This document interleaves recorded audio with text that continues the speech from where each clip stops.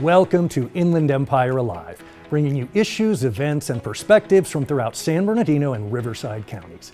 I'm David Brady, and on today's show, I'll welcome Ricardo Carlos from the Rialto Unified School District to talk about the ways local schools are incorporating artificial intelligence. That's today on Inland Empire Alive.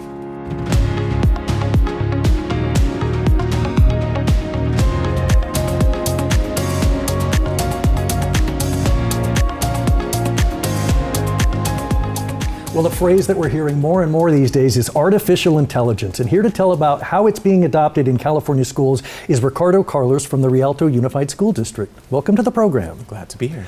Artificial intelligence is a scary phrase for a lot of people.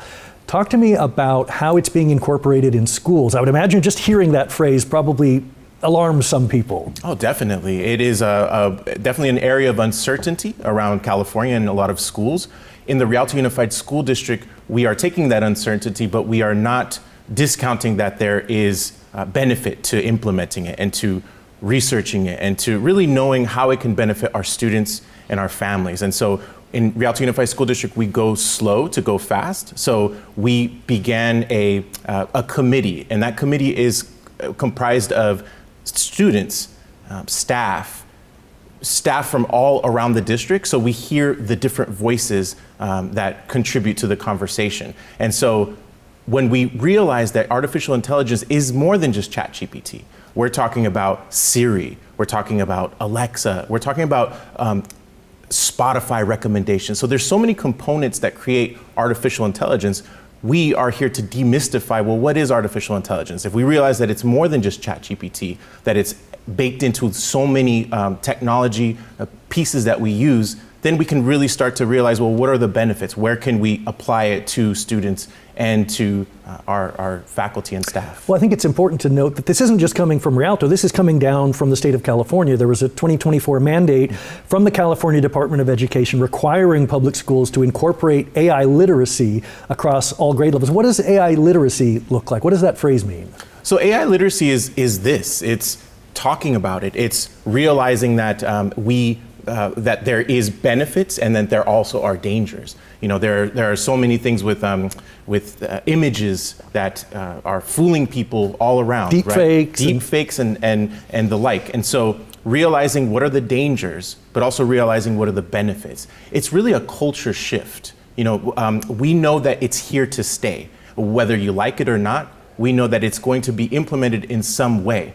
I know there's a lot of talk too about that AI will be taking the jobs of people, but the reality is that AI will be, it won't be AI taking the jobs of people, it'll be people using AI which will be taking the jobs that are being used. Well, let's talk about that. So again, to dispel myths, we're not moving toward an era where chatbots are teaching kids because we don't need teachers. Correct. We're talking about an era where kids can have personalized lessons that are adapted to their own individual learning style. Absolutely. You know, some kids are really great spellers, some kids are not. And so there might be ways that you sort of play to kids' strengths.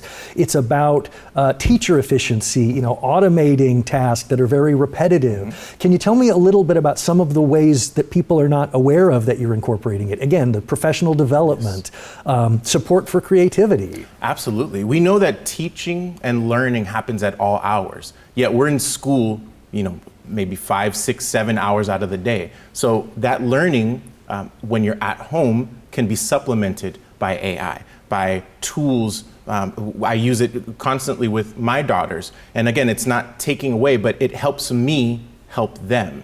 And in terms of our faculty and staff, we know that they are bombarded. You know, a lot of the times the administrative tasks can be overwhelming. And so why not provide those tools? And again, it's not replacing their jobs. It's providing the tools so that they can do their job easier and then ultimately be able to connect with humans a little bit easier.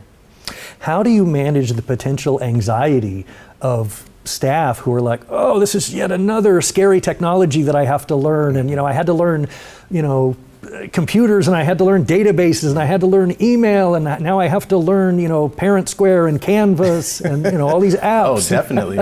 Yes, I think it's realizing that this is not the first time that this kind of shift has happened with the internet, with calculators, even as far back as the Gutenberg machine in the 1400s. The Gutenberg machine was the machine that printed It was the precursor to the printing press. And so in each of those instances throughout history, there was always apprehension. How is this going to, people are going to forget how to, they're going to be unable to memorize. People were terrified of radio, of television. And so we then see that the outcome, it's changed. Yes, it's a different society because of these technologies, but in a large part, it's beneficial. You look at healthcare too. There's so many aspects that will be affected by it. And I'm not saying it will be perfect, but there will be positive outcomes from it and not just doom and gloom. Can you talk a little bit about the specific steps that Rialto has taken? I was kind of stunned to see that you already created a massive artificial intelligence information handbook for the district that lays out the strategy, the philosophy, the stakeholders, the steps you've taken. A lot of work has already taken place. Yes, and it's so awesome to be in a district where that collaborative effort takes place. It is not just me, it is not just our office. Like I mentioned earlier, it's a collaboration between our IT department, students, staff, parents. All of the voices go into that. And what that means is codifying a lot of this information, a lot of these conversations into our board policy. In K through 12 education, nothing can happen unless it's really codified in there. Really, that's the basis for what we do. And so having those conversations to create that policy and to implement that policy, and then being able to change that policy down the line if it needs to. This is so fluid that we need to be able to pivot if we need to. When we come back, we'll have more with Ricardo Carlos from the Rialto Unified School District right after these messages. Do you love animals and are looking for a way to help in the shelter? The San Bernardino City Animal Shelter has volunteer opportunities year-round. Volunteers assist with various tasks, such as dog play groups, socializing cats, helping with community events, and much more. There are 3 simple steps to volunteer. Apply, attend an orientation, and complete a background check. Your dedication and time can significantly improve the lives of our shelter animals. For more information and to sign up, visit our volunteer page at www.sbcitypets.org.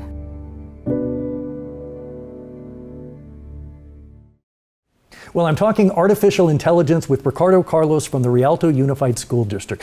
One question that immediately jumps to mind is, how do you protect academic integrity? There's, cheating.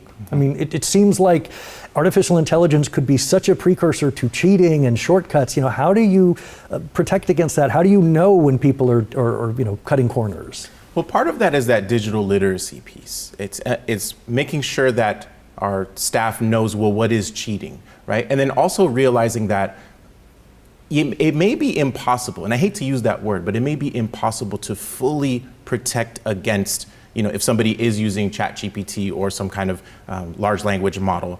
But we can empower our staff to either see the signs or really give them the freedom. So for example, one of the items that we have in our handbook, our artificial intelligence handbook, is kind of a rubric of how teachers can approach this. So for example, they can assign an assignment and say, you are free to use ChatGPT. So that you get a green dot. That's, if you see an assignment with a green dot, you're free to use ChatGPT. However, if you get an assignment with a red dot, you cannot use ChatGPT.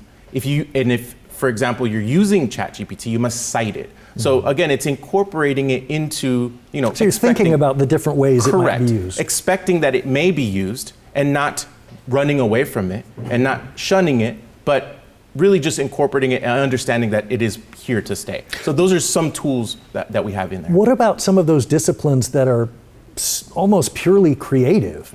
Art, music. How do you keep people from making sure that expression is really, a human being's vision? Yeah, I think that's why it's so important to remain at the core and to strengthen those, that teacher to student relationship of, hey, this is how you paint, right? These are the colors that you use. These are the acrylics that you use. This is how to sculpt. At the end of the day, that won't go away. And the value of that in the future will be so much more tremendous, because if you have the skills to create a painting or a sculpture or a piece of music just using your head, you're leaps and bounds ahead of somebody that's just using AI. But again, it always comes back to the understanding of, hey, there's this AI way of doing it, and then there's the human way, and never discounting the human way.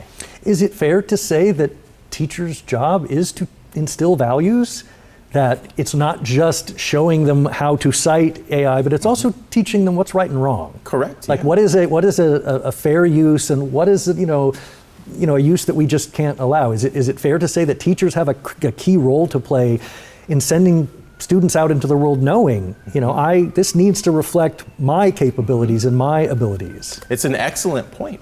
And again, it comes down to the teacher. There's no chatbot that will have, well, I don't know, in maybe 10 years there might be, but at the moment there's no chatbot that can have that that human to human connection with a student to instill those values. So that is incredibly correct. Yeah. Does anything worry you or the district about AI? Are there any things that you're particularly monitoring?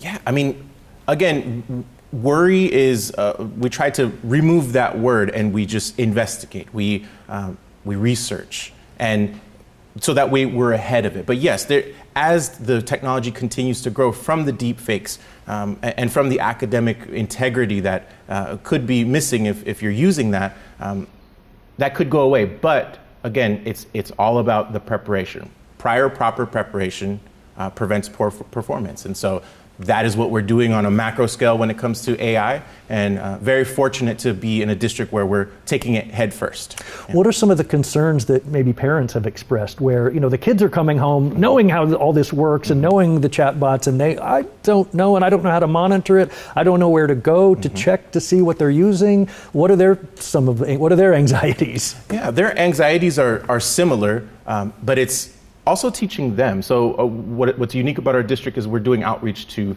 parents as well. Recently, I spoke to parents at a family summit, and we spoke about those things. Again, dispelling the myths, because there is a lot of myths, but also how can we empower when it comes to translations, for example. You can use ChatGPT to translate children's homework if they're taking a Spanish class, or taking a picture of the homework and then having ChatGPT or an AI chatbot assist you in answering those questions. Again, speeding up homework time. Once you show that to parents, the level of stress and worry about, well, what are they doing, kind of goes down a little bit. But then the realization that they can leverage this technology to help their students goes up. So again, it's that balance, and it's always listening, because there could be something new right around the corner. But when we have those policies in place, then we can go right to that and really tackle it as they come. Well, the future is here. Artificial intelligence is here. Like you say, it is not going away. Ricardo Krollers, I want to thank you for being on the program. You can learn more at rialtousd.org and all the wonderful programs that are happening in the district. Thank you for being on the show. Thank you for having me. It's been a pleasure.